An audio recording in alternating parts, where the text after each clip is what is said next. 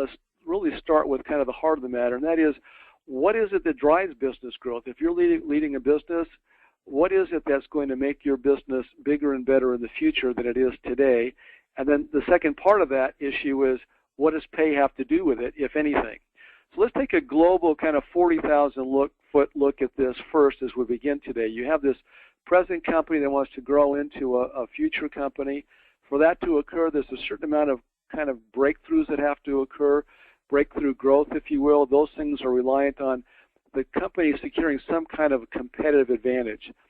So those breakthroughs and that competitive advantage, how does that emerge in an organization? Well, number one, it starts with executing and take into the marketplace, does it not? In other words, when you are executing consistently, then your value proposition is being presented to the marketplace in a way that you want it to. And so when that occurs in an excellent fashion, what happens? Well, there's certain success patterns that occur, right?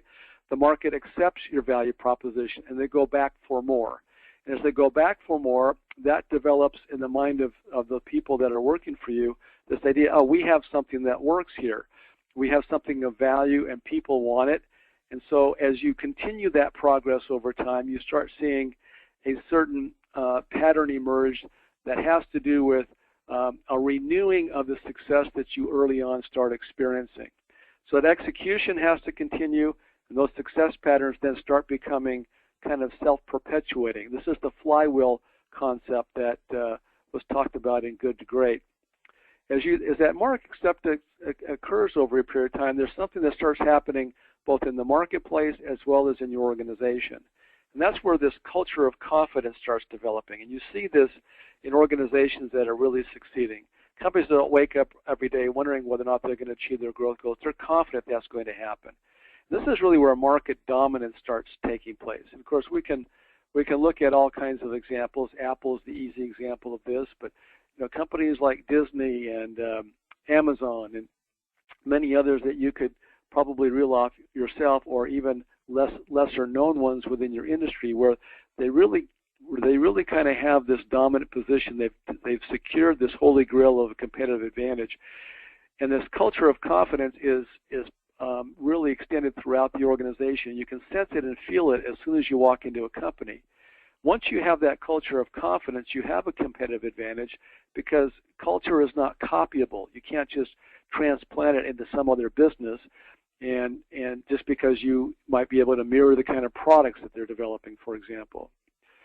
So if we're executing then and we're developing this success pattern that's growing, building this culture of confidence, what is that emanating from? Well, it means that we're paying attention, of course, to the right things. We have our operations in place, product development, sales and marketing, finance. All of these things are working in concert with each other the way that they're supposed to.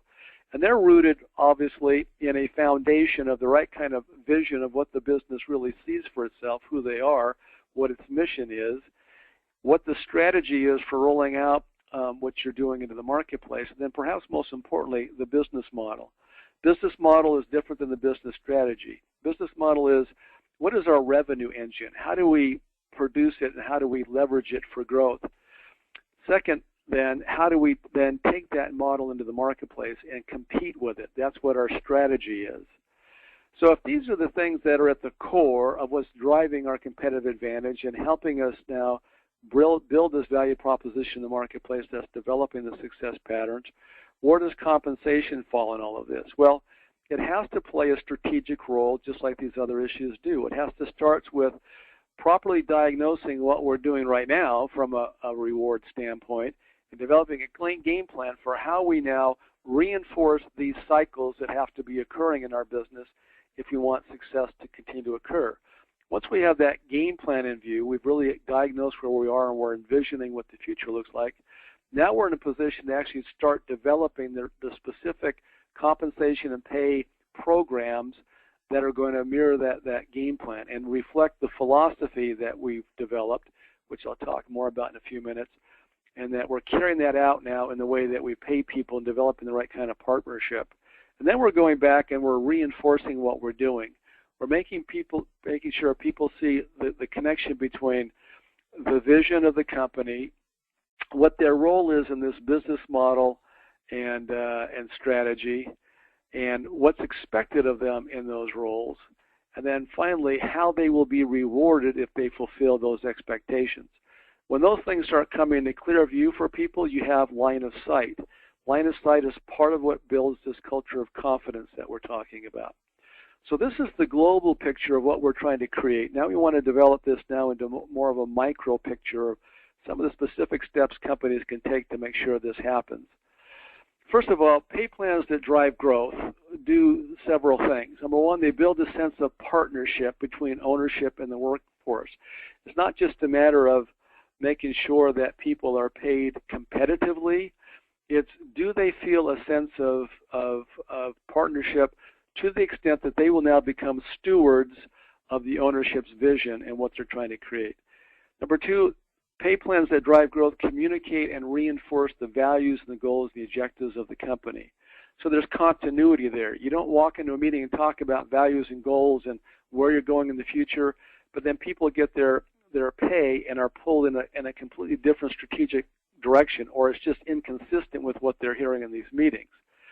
You want to have pay that drives growth also is pay that engages employees in the organization's success. So where value is created, value is shared as an example.